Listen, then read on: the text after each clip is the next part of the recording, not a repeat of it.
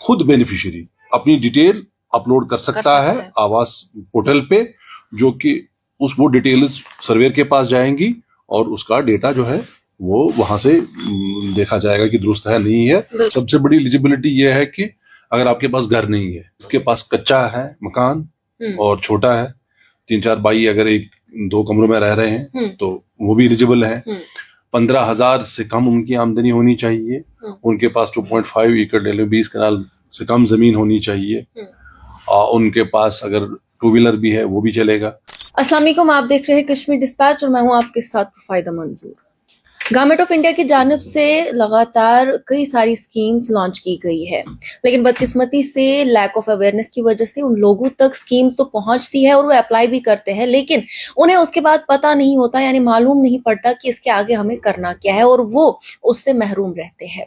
अब government of India की जानिब से सेकेंड वर्जन में PMAY ग्रामीण के तहत एक और बार स्कीम को लॉन्च किया गया है और उसमें क्या क्या अब एक नए वर्जन में वो हमें देखने को मिलेगा और उसमें क्या क्या बेनिफिट्स लोगों को मिलेंगे और क्या कुछ एलिजिबिलिटी उसमें होगी, वो भी हम आप तक आज इस वीडियो में पहुंचाने की कोशिश करेंगे। और इसी पर हमारे साथ बात करने के लिए director rural development Shabir Hussain Bhat साहब है, जिनसे हम मजीद जानेंगे कि इस पर अब नए एलिजिबिलिटीज में क्या आता है और साथ ही साथ अगर हम बात करें इसमें बेनिफिट्स लोगों तक क्या आएंगी। आपका खैर मकदम करते हैं सर।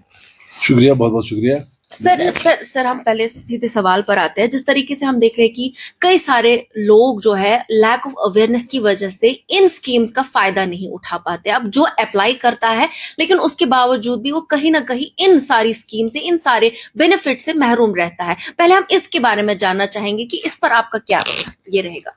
देखिए, हमारी कोशिश ये रहेगी कि हम इस बार जो PMAY का जो सेकंड वर्जन आप कह सकते हैं, इसके लिए हमारी कोशिश ये होगी कि हम हर एक एलिजिबल बेनिफिशियरी को एनलिस्ट करें, उसको रजिस्टर करें।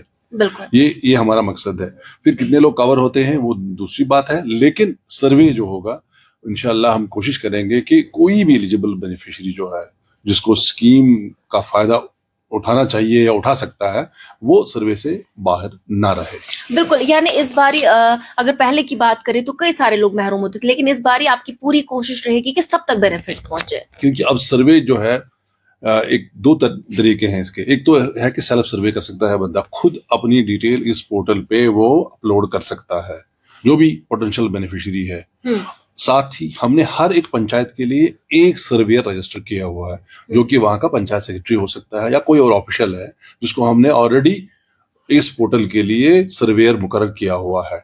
वो सर्वेयर एक मतलब हर एक जो अपने इलाके का उसका बेनिफिशियरी है उसको भी वो अपलोड कर सकता है उसकी डिटेल, और साथ में सेल्फ सर्वे जो है, सेल्फ असिस्टेड जो है वो भी कर सकता है। एक तो असिस्टेड सर्वे जो कि हमारे एम्प्लॉय के थ्रू होगा, जो वहां रजिस्टर करेगा, जो सर्वेयर है उस एरिया का, और दूसरा खुद बेनिफिशियरी अपनी डिटेल अपलोड कर सकता है आवास पोर्टल पे, जो कि वो डिटेल सर्वेयर के पास जाएंगी और उसका डेटा जो है वो वहां से देखा जाएगा कि दुरुस्त है नहीं है, तो कंफर्म हो जाएगा। बिल्कुल।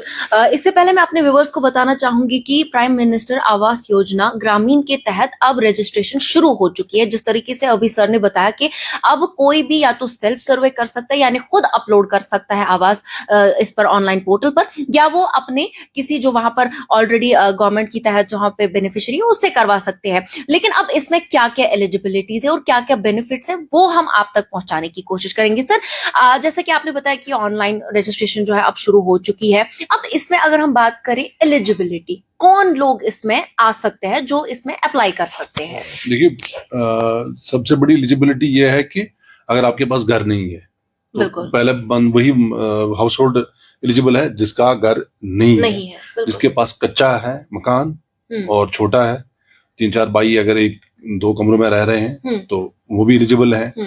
15,000 से कम उनकी आमदनी होनी चाहिए, उनके पास 2.5 एकड़ 20 कनाल से कम जमीन होनी चाहिए, उनके पास अगर 2 व्हीलर भी है वो भी चलेगा। अगर उनके पास जो पहले एक्सक्लूजन क्राइटेरिया में होता था कि अगर आपके पास स्मार्टफोन है, टेलीविजन है, वो पहले एक्सक्लूजन क्राइटेरिया में आते थे, लेकिन वो चीजें अब they have been done away with. अब अगर किसी के पास स्मार्टफोन भी है तो वो he is also eligible, TV है वो भी एलिजिबल है। पहले ये इस क्राइटेरिया में नहीं आते थे। हाँ, ये इस क्राइटेरिया में नहीं आती। अब के जो मोटी मोटी चीजें हैं वो ये कि 15,000 तक आमदनी हो सकती है उसकी, तो उस दायरे में बहुत सारे लोग आते हैं। जो जिनकी जमीन 20 कनाल तक है, आप जो इरिगेटेड लैंड वो भी आ सकते हैं, और जिनकी 40 मतलब 5 एकड़ के आसपास है तो वो भी इस जुमरे में आ सकते हैं। इवन जो जहां पर अगर किसी के पास मैकेनाइज्ड मतलब मोटराइज्ड बोट है फिशिंग वाली तो ही इज आल्सो एलिजिबल, वो भी एलिजिबल है। बिल्कुल।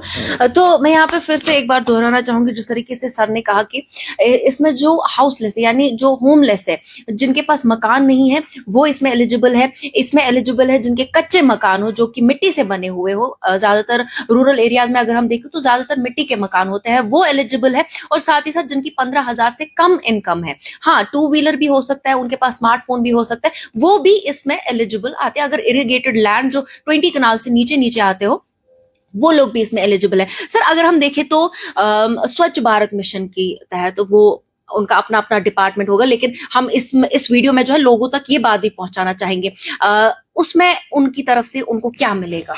देखिए, हमारी कोशिश ये रहेगी कि हम उनको जो और कन्वर्जेंस प्रोग्राम्स हैं उसमें भी उनको हम फायदा पहुंचाने की कोशिश करते हैं। एक तो एक असिस्टेंस उनको मिल जाएगी 1,30,000 रुपए की, जो इनको 3 इंस्टॉलमेंट्स में मिल जाएगी।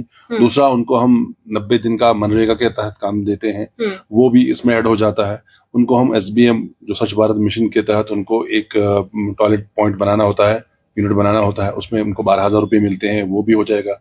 हम उनका टाइप उज्ज्वला के लिए भी करा सकते हैं, मतलब वो तो दैट इज मैंडेटरी। प्लस आपके तो ये भी है कि जो ऑफ ग्रिड जो बिजली का जो सूर्य घर बिजली